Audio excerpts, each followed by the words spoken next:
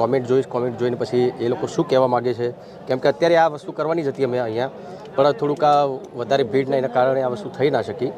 તો કાલ કે પરમ દિવસે પોસ્ટ મૂકીશું અને પોસ્ટમાં જે કોમેન્ટ આવશે એ લોકો શું કહેવા માગે છે કે મારે આગળ શું કરવું જોઈએ, તો પછી એ રીતે કરીશું. કોંગ્રેસના પૂર્વ પ્રમુખ જગદીશ ઠાકોર, હા, એમને સ્પષ્ટ શબ્દમાં એવું કીધું છે કે છેલ્લા 30 વર્ષથી ઠાકોર સમાજના જે કલાકારો છે એમનું માન સન્માન જળવાતું નથી, ક્યાંય પણ બોલાવવામાં આવતા નથી સરકારી કાર્યક્રમમાં. હાજી. આજે ઋષિકેશ પટેલે એવું કીધું કે ઠાકોર સમાજને જે ના બોલાવવામાં આવ્યું એ અમારી ક્યાંક ને ક્યાંક મોટી ભૂલ છે, અથવા તો અમે ભૂલી ગયા. બંને વસ્તુમાં તમે શું કહેવા માગશો? એક વસ્તુ છે, બરાબર, કેમ આટલો બહોળો સમાજ છે તો તમે કેવી રીતે ભૂલી શકો છો? પહેલી વસ્તુ એટલે એવું તો છે ને કે આ સમાજમાં કલાકારો નથી, ઘણા બધા કલાકારો છે, મને છોડી દો, હું કોઈ કલાકારની કેટેગરીમાં એ લોકો માટે આવતો નથી, બરાબર, એટલે મને છોડી દો. મારા સિવાય ઘણા બધા કલાકારો છે, બહુ સારા સારા કલાકારો છે, તો એ લોકો પણ ધ્યાનમાં ના આવે તો ખબર નહીં. મને મોદી સાહેબને મને ઓળખે છે 2007થી, એમને ખબર છે કે વિક્રમ ઠાકોર કોણ છે, આ લોકોને ખબર નહીં, એટલે નવાઈની વસ્તુ કહેવાય, એ ખબર નહીં. 30 વર્ષથી સન્માન જળવાતું નથી એવી વાત જગદીશ ઠાકોરે કરી. જગદીશભાઈ આ વર્ષોથી રાજકારણમાં છે, અમારા સમાજનું બહુ સારું નામ છે. હું તો જ્યારે મારી લાઇનમાં આવ્યો 2006માં, એના પછીનું જે મારી સાથે શું થયું મેં તમને હમણાં બી કીધું કે ભાઈ 2007માં મને બેસ્ટ એક્ટરનો એવોર્ડ પણ મળ્યો હતો, પ્રીત જન્મની ભૂલાશે ને. જે ટાઈમે અમારા મોદી સાહેબ એ વખતે મુખ્યમંત્રી હતા, તો એના પછી હા એકવાર એવું થયેલું, ગૌરવ પુરસ્કાર મને ગુજરાત દિવસ હતો એ દિવસે મને રૂપાણી સાહેબના હાથે મને મળ્યો હતો. એના પછી કદી પણ મારું કોઈ સન્માન નથી થયું ને એનું મને કોઈ હરખ શોખ પણ નથી થયું. જગદીશભાઈ કીધું કે ભાઈ 30 વર્ષથી આવું થઈ રહ્યું છે, એટલે મને 30 વર્ષની મને ખબર નહીં, પણ એ વર્ષોથી રાજકારણમાં છે તો એમને વધારે ખબર હશે કે કેટલા સમયથી આ વસ્તુ થઈ રહી છે. મીડિયેટર કોણ? સ્ટેજ ઉપરથી એક વાત કરવામાં કે મીડિયેટર એક છે, મનુ રબારી છે મીડિયેટર. એ લોકો કહે છે, હું નથી કીધું, મેં કીધું નથી, લોકો કહે છે કે મનુભાઈ ને એ લોકો બધું કંઈ કરતા હોય છે, મને એટલી ખબર નથી. વાત રહી શંકરભાઈ ચૌધરીની, એમણે બધા વિધાનસભામાં બોલાવ્યા, બરાબર, બોલાવે, જો એમના નજીકના સંબંધના છે, એમના મિત્રો છે, બોલાવ્યા, બહુ સારી વાત કહેવાય. ચોખ્ખી વસ્તુ તે એમના જે સંબંધિત એમને બોલાવે, એમના મિત્રો હતા એમને બોલાવે, એમનો મને કંઈ વાંધો નથી.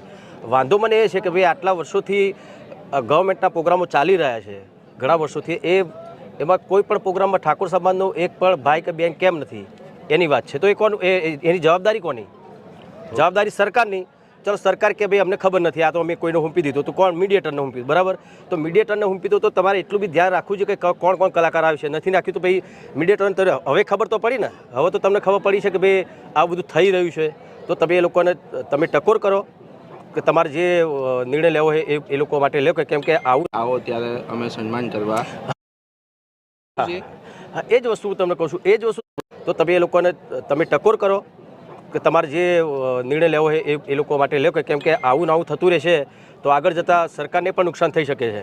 સરકારમાંથી હમણાં તમે સ્ટેજ ઉપરથી એક જાહેરાત થઈ કે સરકારે સમય ને વાર ને બધું કહેવામાં આવ્યું છે કે તમે જ્યારે આવો ત્યારે અમે સન્માન કરવા તૈયાર છીએ. આખી ઘટના શું છે?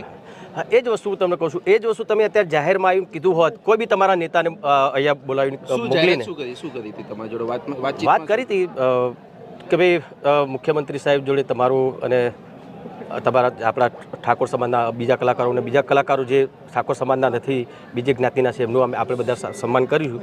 મેં કીધું મારું સન્માન કરવાની કંઈ જરૂર નથી, એટલે હવે તો આ એક શું કહેવાય, જે થઈ ગયું, બરાબર, હવે તો ફોર્માલિટીની વાત થઈ, એટલે તો હવે કોઈ મતલબ નહીં. પણ આગળ જતાં તમારે ધ્યાન રાખવું જોઈએ. પણ એ બી કેવું હતું, તમે અહીં સેટ ઉપર આવીને બધાની સામે કીધું હોત તો મને પર્સનલી તમે કહો તો એનું કોઈ પડઘો પડવાનું નથી, બરાબર. તો તમે બધાની સામે આ જ રજૂઆત તમે કરી હોત તો મારા ખ્યાલથી વધારે સારું રહે.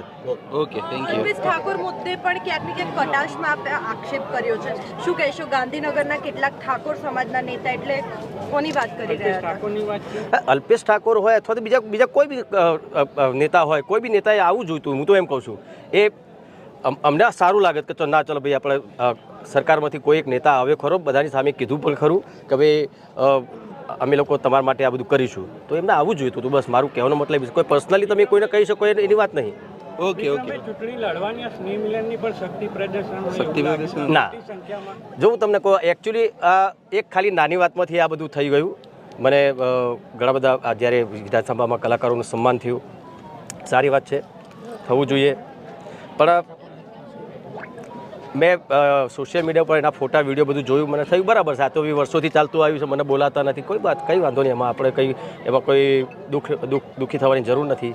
પણ ઘણા બધા આગેવાના ફોન આવ્યા, ઘણા બધા કલાકારોના ફોન આવ્યા, બધા ચાહકોના ફોન આવ્યા. એ લોકોએ મને કીધું કે ભાઈ તમે આમાં તો જતા નહીં, તમને બોલાવે નહીં, બરાબર છે. બીજા આપણા ઠાકોર સમાજના બીજા કલાકારોને પણ આ લોકોએ બોલાવે નથી. ને આ તો બસ સરકારી કોઈ પણ કાર્યક્રમ હોય એમાં પણ ઠાકોર સમાજનો કોઈ કલાકાર તો હોતો જ નથી, બરાબર. ક્યાં વાત હતી આપણે?